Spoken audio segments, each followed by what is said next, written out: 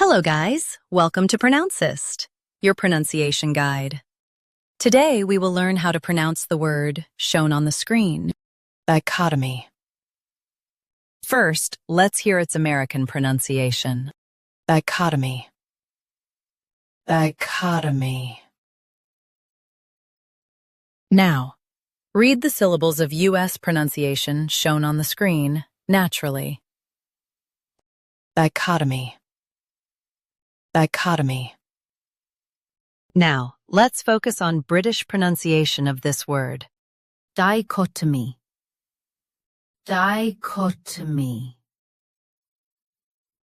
Now, read the syllables of British pronunciation shown on the screen naturally. Dichotomy. Dichotomy. US ka, UK ko. Don't flatten it. Practice repeatedly and you'll soon be able to say this word perfectly. The best way to practice is to repeat the syllable multiple times. The meaning of the word is a split into two parts. Try repeating this word several times to improve your pronunciation. We post daily videos on useful and commonly mispronounced words to help you speak clearly and confidently. Save this video and subscribe to Pronouncist for more pronunciation guides.